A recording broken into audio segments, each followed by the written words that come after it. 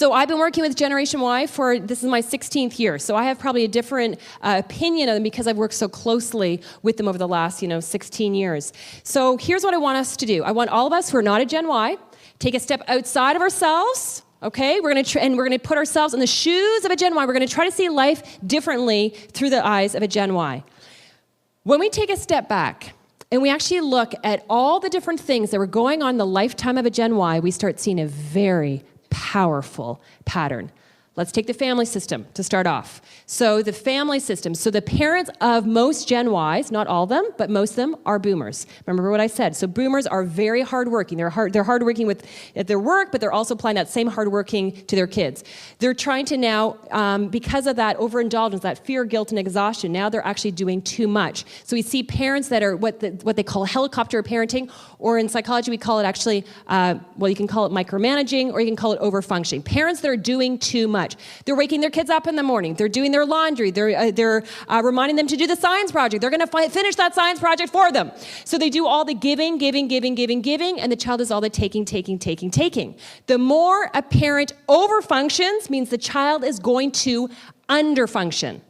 It's going to create the exact opposite result from what the overfunctioner wants. It creates massive problems when parents actually do too much. One of the biggest problems that it creates is an attitude of entitlement.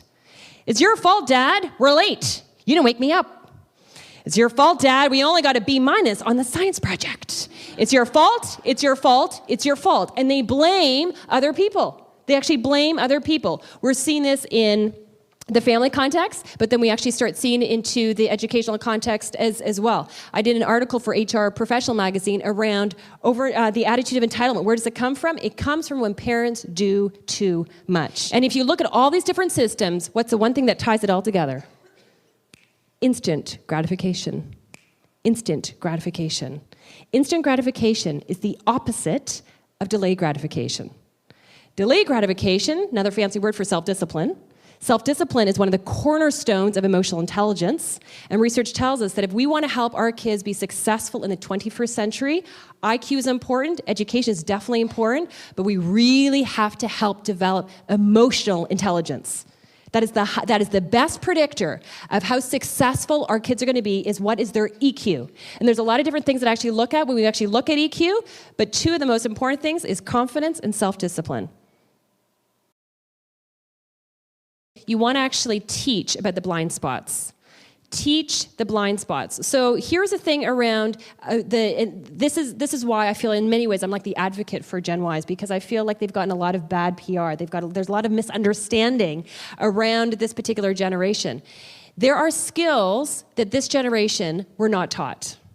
They cannot help that. You cannot, we can't hold them accountable for things that we did not teach them. However, when we actually start working with them, we can therefore teach it to them. And there's going to be certain things that as Generation X and Boomer traditionalists, certain things that we think are so obvious. Why can't they not know that? You got to be punctual. You got to make sure, there's certain things that are, to us, that are so obvious, they're not so obvious to them. Think about the whole punctuality thing, because this comes up a lot in conversations. They have been born and raised in a school system that allowed them to be late. There's no penalty.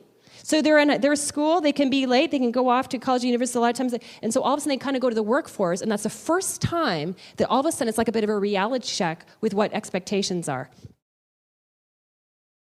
Whatever you're doing with employment or education that is actually challenging, that there's something, this is the wonderful thing about this generation, is that they are hungry to learn. They're a sponge to learn. They're ambitious. They've got that ambition like their parents. And so it's almost like learning how to tap into that ambition. So we have to look at saying, are we challenging them enough?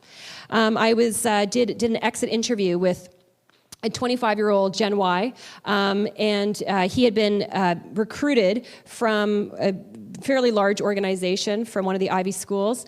So that, this company has invested a lot of money in this particular person, and all of a sudden, he quit. No notice, okay, he just quit. And so I did an exit interview with him to find out why he quit. He tells me, he goes, Karyn, he goes, you know what? He goes, I did not get enough feedback. He goes, I started in September. You know when I got my first feedback review, my performance review? You know when I got any kind of feedback? December. And I'm like, and I said, so what were you? He goes, I thought I would have gotten some feedback after like a week. You know, he goes, I have had all these people around me kind of working with me my whole life, and all of a sudden, I feel like, he goes, I felt abandoned. That's what he said. He goes, I felt abandoned.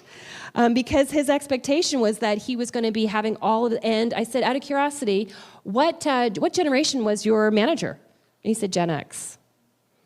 That's it, right there. Companies that are doing really well with this issue is they're doing a lot of training to their Gen X's to learn actually how to actually engage actual Gen Ys.